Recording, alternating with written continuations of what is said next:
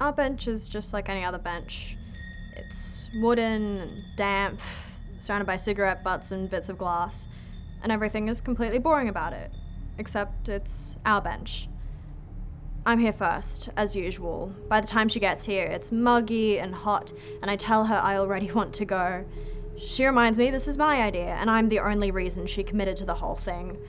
Honestly, I would much rather just go home and forget about all of it. She takes out the bag of clothes and puts it on my lap. I look at the clothes she's brought and immediately know this is not a good idea. Adults wonder why we're so good at hiding things. It's because they're so good at dealing out punishments. I wish they knew how lonely and stressful it is to have so many secrets.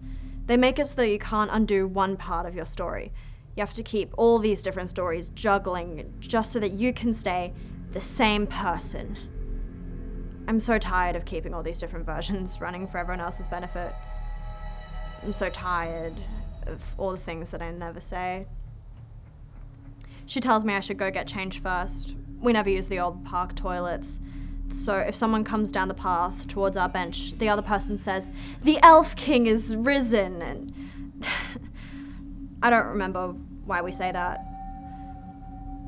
I take the bag and head into the bushes. I trip over some tree roots and I fall hands first into something wet and sticky and I'm covered in it and I want to cry as I try to wipe my hands off of my school shirt. I hate having dirty hands. It feels like getting goosebumps on my brain.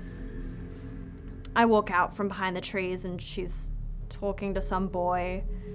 I'm standing there in an outfit that only makes sense if she's wearing hers too. And she didn't say the thing. You're supposed to say the thing if someone can see you getting dressed. He watches me as I walk out from my spot, looks at her and says, "Is that your friend?"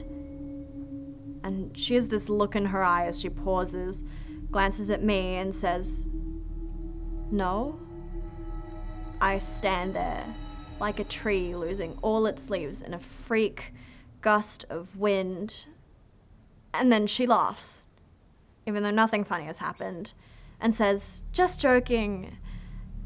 And her voice is just so cold that all the rest of my leaves just fall off and crumple to the ground.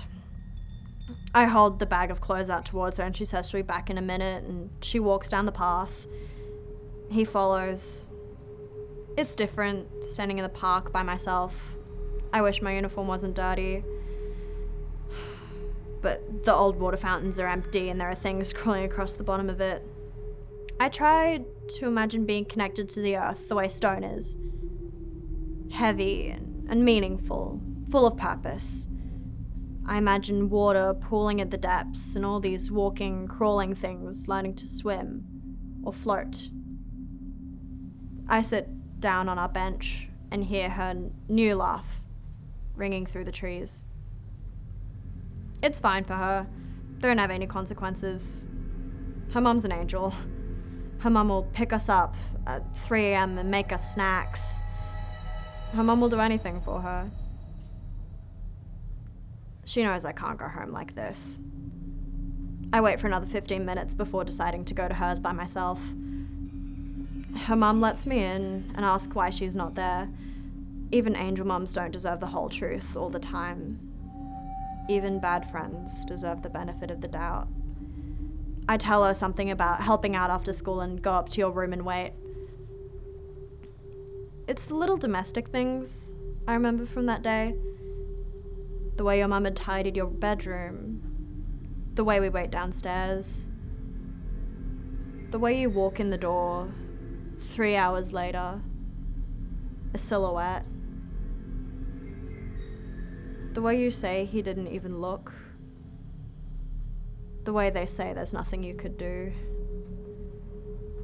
The way our bag of clothes is still hanging off your arm. The way I felt like I was holding something back from you, like you didn't deserve to be comforted. The way your mum cried because she couldn't imagine the idea of you going through something without her. And the way I felt jealous of that. even in the middle of everything.